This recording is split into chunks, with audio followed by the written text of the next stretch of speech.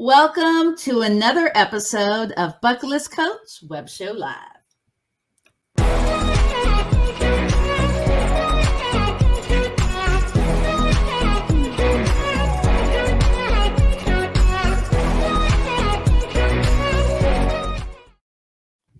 Well, hello. This is Cindy, your host at Bucket List Coach Web Show Live. Make sure that you follow me on Facebook, TikTok, and subscribe over at Bucket List Coach Web Show Live on YouTube. So really quick note, if you are here on Facebook and you love to comment, please go to streamyard.com/Facebook. If you're on YouTube, just comment away. So today is National Marine Birthday. At 3:00 show, I'm actually going to introduce you to one of my Marine buddies. Definitely need to stay tuned for that. And it's National Aviation History Month. At the 2:00 show, I'm going to have the founder of National Day Calendar. So if you'd like to check out all the national days, go to nationaldaycalendar.com and you can follow them on all the social platforms. So for today, this is what you have to do to get a 5-night hotel stay. You're going to subscribe and comment here on YouTube at Bucket List Coach Web Show Live. You're going to share this on LinkedIn or Facebook, and I'll gift you a 5-night hotel stay. I cover the hotel and you cover the tax. So this is amazing, guys. Oh my God. I worked for the Navy back in the 80s in this place called Mare Island, and I've always been intrigued by Navy. Of course, I lived near the Air Force as a kid. Always been intrigued by the C-5s. So we have the Leekster on today. So let's do a little background here on the F14. So the first flight was December 21, 1971. Was December 30th, 71. Deployment was September 1974. Woohoo, baby. Feel the need for speed. 1320 miles per hour on the F-14. And of course, the arms is 20 millimeter cannon. Welcome to the show, the Leekster. Hey, thanks for having me, Cindy. Happy to be here. Thank you. So tell everybody your story, how you got started as an aviator. Well, it started with, like a lot of folks, I was inspired by my family. My father was a pilot, and I was, when I was young, I was hanging around with him and all of his friends. And when you're a little kid, you're listening to them tell their stories, and they had some amazing stories. That sounded like an incredible adventure. And I kind of fell in love with airplanes. Got my first job on an airport, pumping gas into airplanes and parking airplanes and washing airplanes and sometimes emptying the toilets out of airplanes. But I was so happy to be around airplanes that it was a dream come true. And then luckily, while I was in college, I got selected to go to Navy flight school. And, that's about a 2-year process, which is a long road. And I see a lot of folks that don't quite make it through.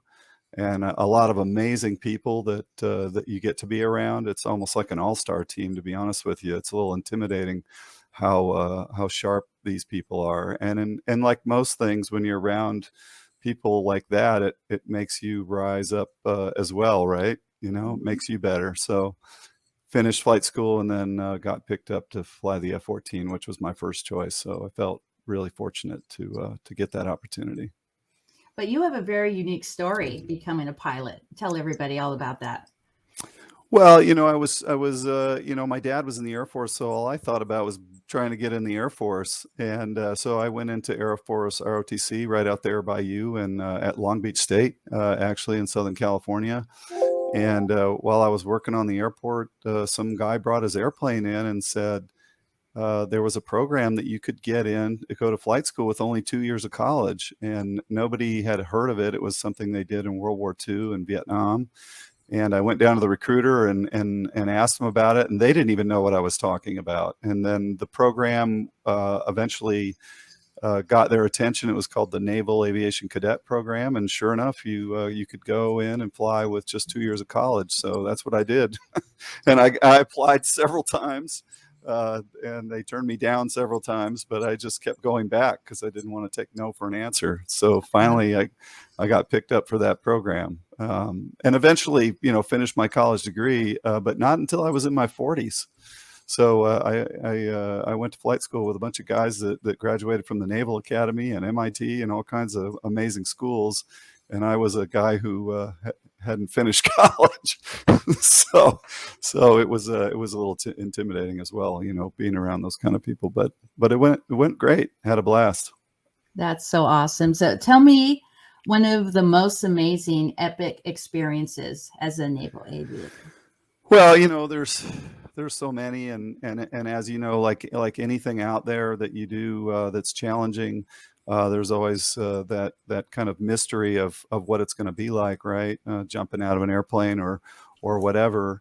But that first time you fly a jet, the first time you land on an aircraft carrier, the first time you air-to-air refuel, the first time you shoot a missile, the first time you're in combat.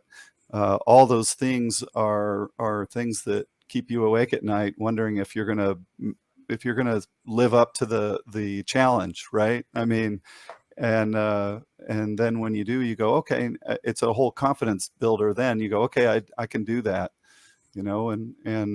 so yeah, landing on the carrier for the first time, I can honestly say was pretty scary, pretty exciting, and you don't have an instructor in the back of the airplane. That's what a lot of people don't realize, is that the first time you do that, you're solo. You fly out to the ship in a formation, and then they cut you loose, and you have to do it all on your own. And it's my legs were shaking and my adrenaline was up. And then after that first landing, you say, "Oh man, I can do this." And yeah, it's pretty scary stuff, pretty exciting, and pretty rewarding all at once. So what carriers did you serve on?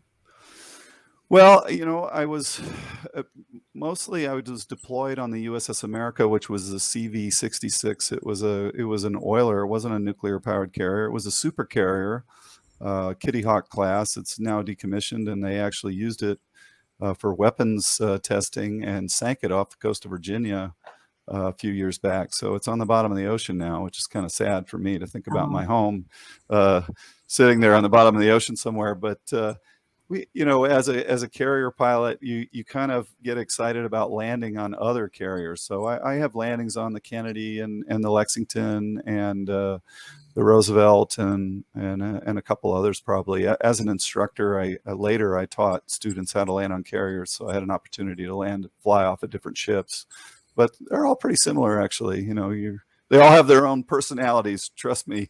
You think they're the same, and then you start walking around, and it's amazing to me that there's so many differences between the ships. But from a pilot standpoint, landing on the ship, it's fairly well standardized. Wow. So tell me about some of your experiences doing the in-flight refueling. Yeah, I mean, it's people look at formation flying and they think, wow, that looks it's pretty crazy when you think about it. You're inside this machine, and you're several miles above the earth, and you're flying along at several hundred miles an hour, and you're only a few feet away from another machine doing the same thing. Once you get kind of used to that, then it's fun. Of course, the relative motion there is no relative motion, right? That's the idea, is to keep the relative motion as little as possible. But when you go to air refuel, you're trying to, at least in the Navy standard, there's two different standards. The Air Force, they pull up to a big tanker, and the tanker has, there's a person in there that has a stick that they stick in the top of the airplane that they're refueling. So the airplane that's being fueled just flies formation. Well, in the Navy's case, and in what NATO uses, the kind of the global standard, is the airplane will drop a hose behind with a basket, and you have a probe that comes out. It's retractable usually, in some cases not so in certain airplanes, but the probe comes out, and it's about 3 or 4 inches across, and you have to put that in that basket, and you have to fly very steady to get in that basket. And then once you're in there, you have to hold it in that basket for the fuel to flow into your aircraft. And the first time anybody does that, they're all over the place, missing, because it takes such a delicate control of the airplane to get that to work well, that you have to train yourself almost like a Zen process where you say, okay, I'm going to try, but I'm not going to try, because if you over try, you're going to overcompensate and you're going to miss. And it takes a while to train your brain to get your hands to not overreact. And then once you get it, it's great. And then you'll go out there and do it again at night. Wow. As a whole nother thing. And then you think, okay, I can do this. And then one day you have to do it for real when you're low on fuel or the airplane has an emergency. And then that's a whole nother level, because your Yeah. adrenaline is high, and you know that, hey, if I can't do this, I'm going to eject or maybe even die if I lose the aircraft. So that puts a level of stress on it. It's a whole nother thing, but it is fun, at least in the daytime. Well, I'd like to introduce you to my friend Mike Mitchell. We're actually both from Northern California, and he is a big fan of the F14. So he says, some people say that the F14 was retired before its time. What is your thoughts? That's a great question, and it's been a debate for many years. We all know the F14 was retired because it was kind of too expensive, to be honest with you. And the reality was that our maintenance man hours per hour of flight were something around 40 or 50 hours, whereas the F-18 that kind of came on at the same time, they were maintenance man hours per flight were somewhere around 20 to 25. I think it's around 20 these days. So the aircraft required a significant amount of maintenance, but the capabilities of the airplane were never matched until recently. Maybe with the Super Hornet now, they're doing things that are surpassing what the F-14 was capable of. But I mean, we're 20 years down the road from there. So yeah, we all agree that the Navy gave up some pretty significant capability when they retired the F-14, unfortunately. And everybody likes to argue about, what was that a good decision or not? But I think, those things are driven by money, unfortunately. So tell my audience a typical day of an F-14 pilot, from when you wake up until the end of your shift. Well, the typical day starts the day before, because they write a flight schedule the day before, and you're going in and rubbing the shoulders of the guy who writes the flight schedule and saying, put me on there, or where can I leave the $20 bill, or can I buy you lunch? Because you want to get on that schedule every day, right? And so you get your name on the schedule and a mission, and that leads to what kind of planning that you need to do. So once you know you're going to fly, you go figure out what mission you have, and then you get with your RIO or the other crew, if it's a multi-plane, and you start doing a lot of planning. And that's one thing I don't think people realize about flying jets, especially these days, is there's a tremendous amount of planning that goes into every hour of flying that we do, whether it's training or a combat mission. You're trying to get the most out of it that you can, out of the training, of course. And in a combat mission, you're going to do very extensive planning to mitigate any risks that might be out there in the combat area. So you do a lot of work to get that stuff ready, and then you get up in the morning and you go to work, and you, about 2 to 3 hours prior to the flight, you're going to set up a briefing room, and you're going to create some slides, whether it's a PowerPoint slide these days or on a whiteboard, a magic kind of whiteboard, and you'll put, the crew, the mission, and there's a whole checklist of items that we go through, whether it's, the threats that we're going to face that day, not just from whoever we're wargaming with, but the threats of the weather, of maintenance, who's new in the flight, who didn't sleep that day, how much have they flown in the last 6 months, all those, what experience level do they have in the airplane in general. All those things go into planning the mission, and the things that we discuss prior to takeoff. And then about an hour before the mission, we walk down to what we call in the Navy our paraloft. In the Navy, they say we're going to step.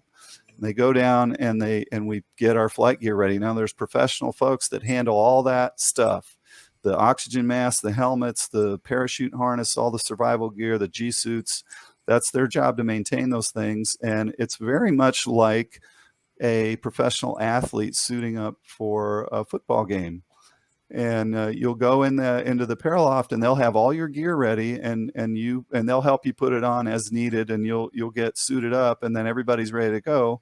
You'll grab your helmet and whatever clipboard, or we called it a brain bag, a little bag that you'd have all your notes in, right, for the mission. And in some cases, in these modern airplanes, they have a computer card that they've prepared some data that they want in the airplane, whether they're navigation points, targets, these kind of things, and that's all ready to go. And you go out to the airplane and put it in the airplane. And a mission recorder tape. Back in those days, we had a videotape.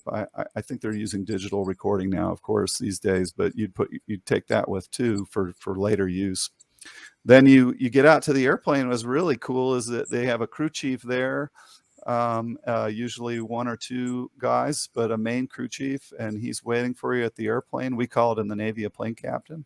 Mm-hmm. And he's got everything ready. The ejection seat is all prepped for you to get in. The windshield is clean. The aircraft is all ready to fly. And when you walk up to the airplane, he salutes you, and you salute him back, and they'll say, "Okay, sir, the aircraft's ready to go." And you say, "Great." You'll do a walk around the jet, a pre-flight. It takes about 5-10 minutes, and just look it over. This is exactly the same on the carrier or land-based. All these things are the same. So then we hop in the airplane, and they'll help you strap in with the under the ejection seat. It's kind of difficult sometimes. We get the G suit hooked up and the oxygen mask hooked in, and you're connected by your feet, believe it or not, to the ejection seat with what we call stirrups that pull your legs in so they don't hit things on the way out if you have to eject. So a lot of things, something that I didn't realize until I flew military airplanes, I'd flown a lot of civilian airplanes, is how uncomfortable all that stuff is. You got the helmet and the flight suit and the G suit, yeah, and the parachute harness and the oxygen mask and the visors down and gloves on, and you literally feel like you're strapped into this seat, an ejection seat that comes out of the airplane at 18 G's. So you want to make sure your parachute harness is tight. Everything is not going to go flying off of you in that case. So in the end, you're sitting in this machine and you feel like you can hardly move. So you kind of get used to that, and you get used to how you would loosen certain things up in a dogfight, because in a dogfight you have to sometimes look behind you or up. So you learn how to do those things. It's all acquired skill that you can't really simulate in a simulator or in virtual reality. And that feeling of uncomfortableness when you first start flying is something that takes a little while to get over. So then you strap in, the Rio says, "Okay, I'm going to bring the canopy down," and we make sure our hands are in so they don't get smashed, and they bring the canopy down, and then you start the engines, and you do a whole series of pre-flight checks. It takes another 10-15 minutes where the plane captain's telling you, put the hook down, put the flaps down, get the wings out, doing all these things to make sure the airplane is ready to fly and it doesn't have hydraulic leaks or bleed air leaks or anything is wrong with the aircraft. And then once they clear you to go, you call your wingman, you look over at him, he gives you a thumbs up, and then you taxi out, and you either catapult off the ship or you taxi out to the runway and take off and fly your mission. Woohoo. Yeah, and now you're in the fun stuff, right? It's very exciting, and from the first second you let go of the brakes, whether you're going down the catapult, getting shot off, or going down the runway in a formation takeoff, you're just having a ball, and your head is going 1,000,000 miles an hour, because you're always, the airplane goes so fast that you have to stay ahead of it. Just normal cruise speed, you're doing, between 6 and 8 miles a minute. And then, in a dogfight, a closure engagement, you could be closing on each other at 2,000 miles per hour. So things are happening very quickly, and you have to kind of understand that pace and get used to it. That takes some time. Robert has a question. Do you see his question? What's the one plane you wish you could fly that you haven't? That's easy. I always wanted to fly the F-16. I always thought that was a great airplane. My Navy buddies will probably kick me for that, but I always thought it was a very cool jet. And it's I am a big fan of the classics, like the P-51 and the F-86 and the Corsair and Hellcat. Oh, Corsair. And I'd love to fly all those World War II airplanes. But yeah, modern jets, we're getting, with the F-22 and the F-35 now, we're getting into these immersive multi sensor platforms where you've got things coming in from everywhere. And the F-16 was originally designed as just a plain old, visual dogfighter, and it could pull 9Gs and do it all day. And it's just a cool airplane. So yeah. Wow. Do you see Mike's question as well? Speaking of planning, they say create the plan, communicate the plan, do the plan. 2 minutes into the plan goes out the window. Usually due to unforeseen things. And how much do you spend on contingency training for emergencies?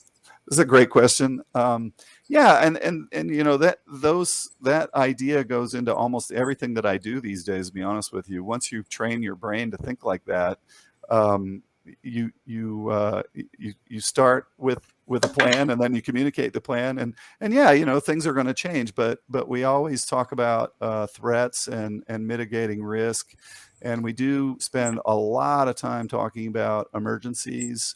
What are we going to do if we have a midair? What are we going to have to do if somebody ejects? Where is our search and rescue point? How are we going to communicate that? What about minor emergencies, just shutting down an engine? I'm going to land single engine. Okay, I'm going to take the lead, and you're going to be my wingman and just watch me because I have an engine failure. So we have a lot of standardization that goes into how we handle specific emergencies, not just checklists, but actual standard procedures that we all know, okay, if this happens, I'm going to do this. And we're very careful about making sure that we all understand those things, because things do go sideways, and certainly in combat, we expect that. So, at what point are we going to abort this mission? If we don't have if my flares don't work, or my transponder, my identity, this is a box in the airplane that it says whether you're a friend or foe to the good guys or the bad guys, right? You want to be able to see who's a good guy. If certain things don't work, then I have to abort the mission. So it's not always, hey, we're going to go, but once you're in contact, right? So you gotta fight your way out at that point. But we have standard plans that we do for that stuff. Great question. Have you ever buzzed the tower? Yeah, that's a common question. So pretty much, I think everybody's got to do that at the carrier, especially. They're very good about letting us do flybys. It's kind of motivating for the folks that are on the flight deck, and it's pretty cool actually when you're out pre-flighting your airplane and one of your buddies comes zinging by the ship on a flyby. At an airport, you would rarely get to do something like that unless it was an air show, and then every once in a while you get to do something fun like that at an air show or something. So I got to do it a couple times, but definitely not something you would do without permission. If they say don't do that, there's a reason, because somebody could get hurt or killed, right? So unlike the movies.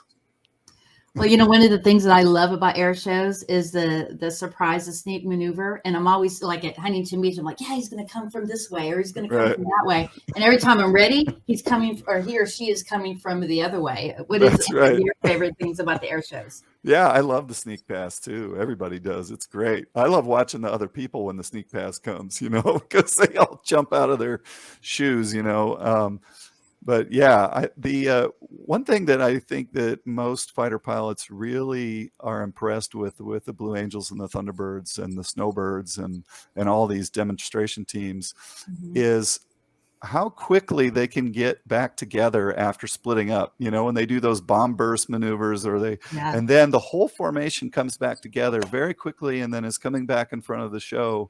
And we all, as fighter pilots, are just really think that's cool to watch those guys or ladies as they're rejoining to get back in formation and get back in front of the show line. And they're just masterful at it. I mean, I've only seen it mess it up once or twice in like 30 years. I'm sure they mess it up just like everybody messes stuff up, but it's they have bailout maneuvers, they have all kinds of contingencies, but they do that show, nearly every day, and they're just so darn good at it. It's really cool to watch. Now, do you know how many inches? Are they 30 inches from each other when they're doing those maneuvers? I don't know. They always say, oh, we're only, 18 inches or, whatever. I don't know. I'm sure that during turbulent flying, they're loosening up a little bit. There is some overlap sometimes. I've seen videos where I'm watching from the cockpit and I'm really impressed. When we're flying formation out in the fleet operationally, generally we can fly pretty tight. We have standard places that we fly, and then when we're going somewhere for an hour or two, just like the Blue Angels and the Thunderbirds, we'll widen it out, so you can relax. But when you're flying, this is something a lot of people don't think about, is when you're flying formation and you have to go through clouds to get back to the base, and you have to maybe fly through some clouds or going outbound, either one, we have to really get close, because you can lose sight of the other aircraft in the clouds. It's like driving a car through a fog bank and trying to see the car next to you.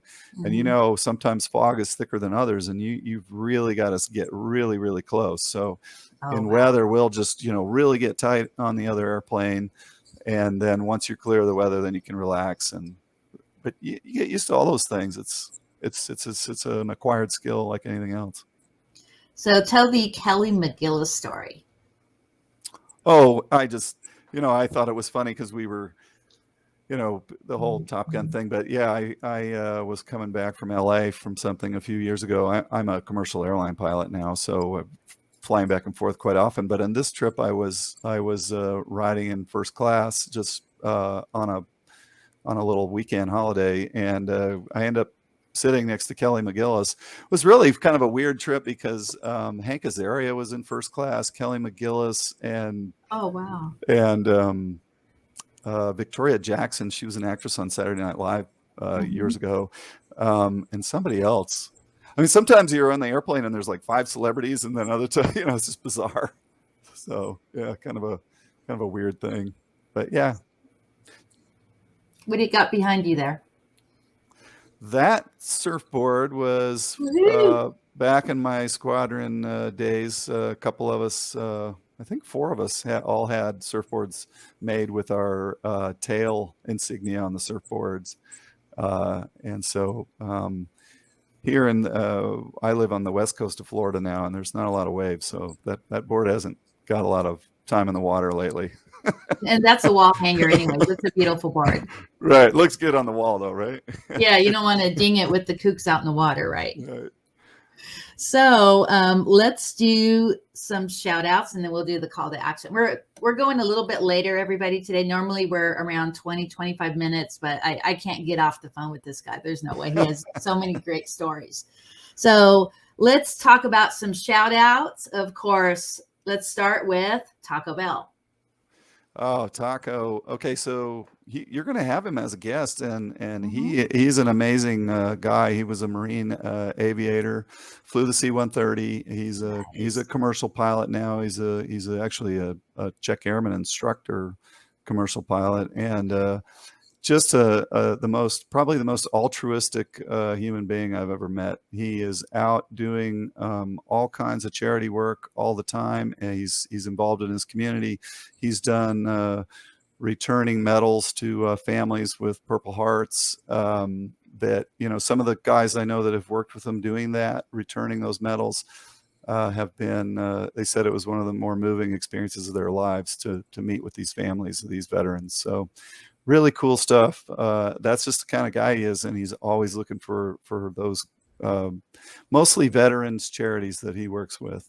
So he arranged what an airline in Dallas was called their Skyball, and it was a purely veterans charity event with thousands of people and big celebrities. And Taco worked directly with Gary Sinise on that, so he's very well connected. So let's talk about Bio. Bio is the Top Gun guy. So if you want to talk about Top Gun, you're going to have him on here, and that's his deal. He was at Top Gun as an instructor during the making of the film Top Gun, so he can tell you all about the cast and the producers and how they did the process and what they did with the airplanes and all the funny stories they had at the premiere of the movie. So yeah, he's the expert on Top Gun. the film. And let's talk about the YouTube podcast that you're featured on. Yeah, so we do a podcast called the F14 Tomcat Radio Show, and we're doing about just one episode a month, and we bring on different F14 folks, whether they're maintenance folks, pilots. We had Bio on, of course, talking about Top Gun, and we people with interesting war stories, ejections, you name it. I mean, we've had a lot of laughs, because most of the time, if you get a bunch of fighter pilots together in a room, all you're going to do is laugh your butt off, because the stories are just hilarious. And yeah, I could go on and on. And if you add a bottle of wine or a couple of beers, you'll never get them to shut up about themselves, because they'll. Yeah, and we're actually going to get a couple of the guys from your podcast on in January, and yeah, I'll see if maybe I could have a glass of wine with you guys. So we have one more question. Stephanie Hall, do you have any keepsakes? That 14 day? Yes. Let me grab this.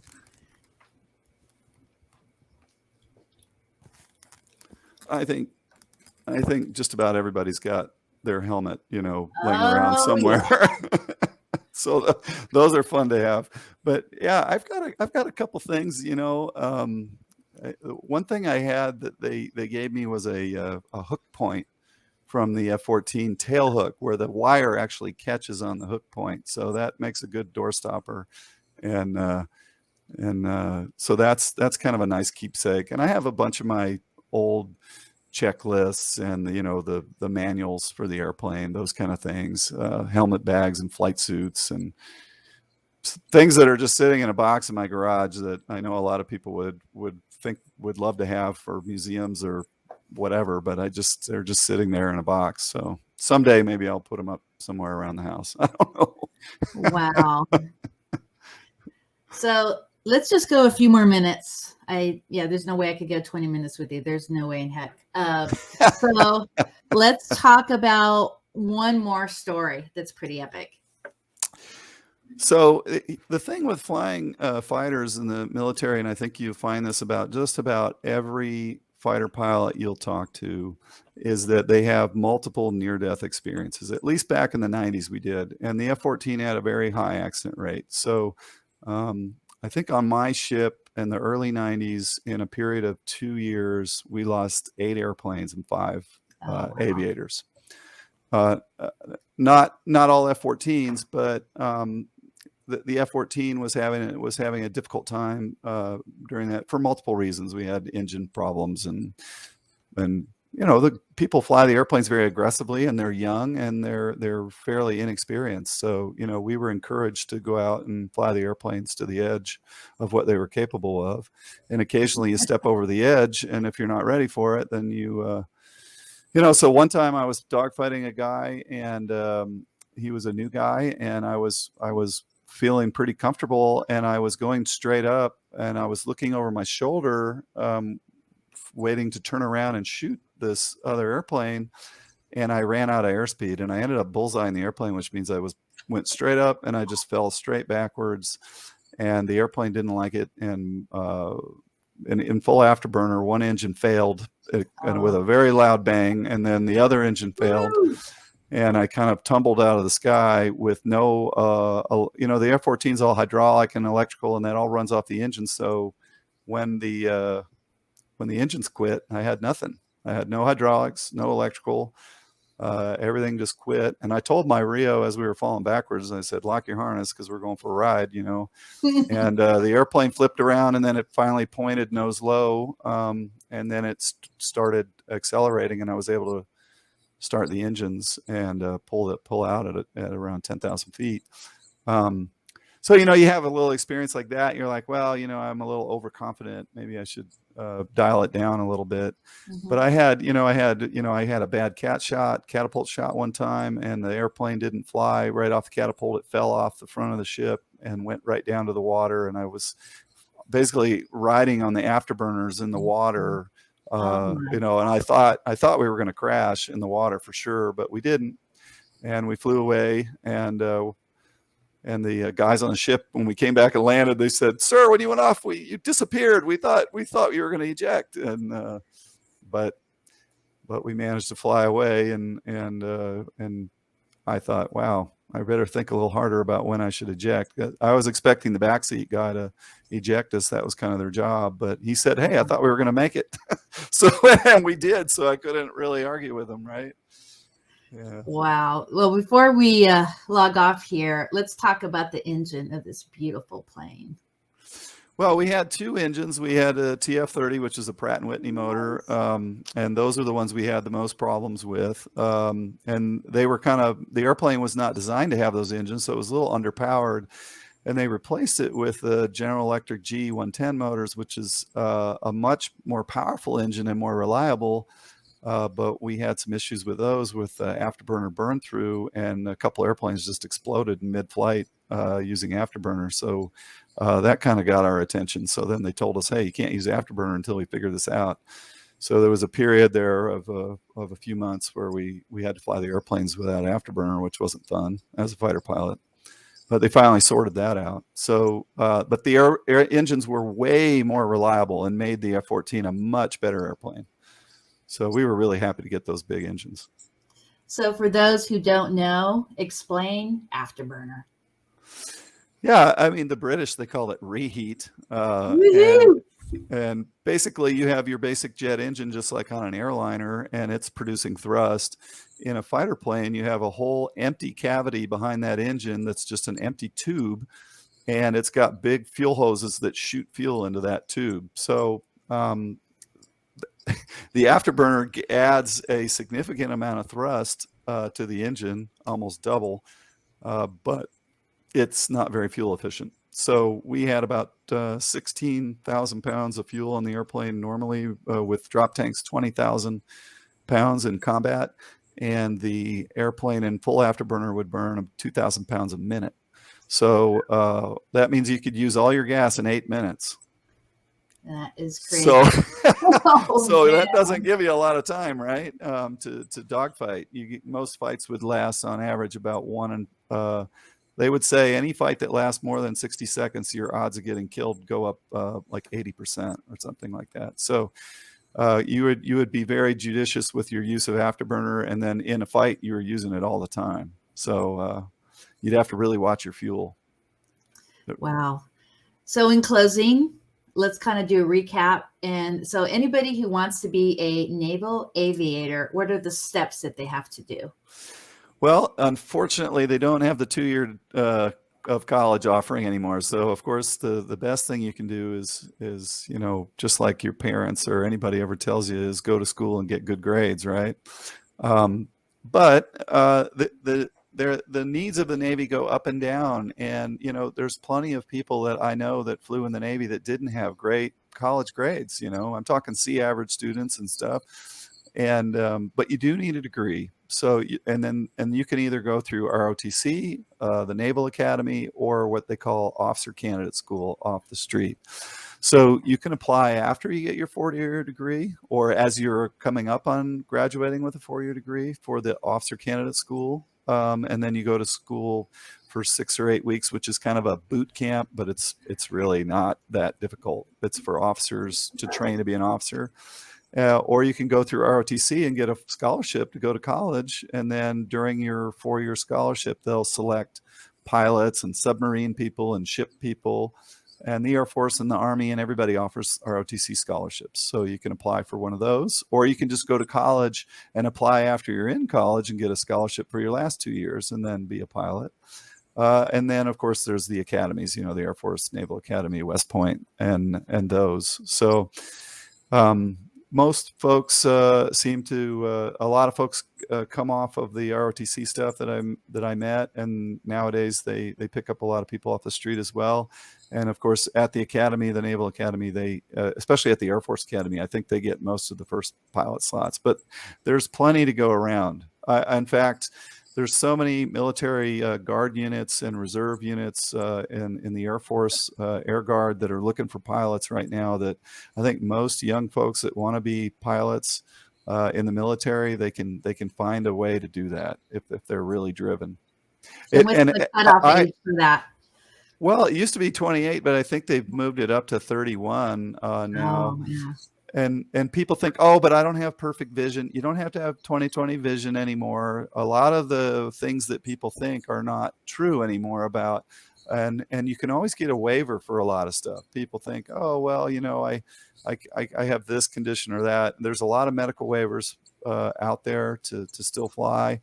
But I encourage anybody that wants to be a military pilot to go out and take some flying lessons and see if they really like flying airplanes, because flying a Cessna is just another airplane, like an F14 or an F16 or an F22.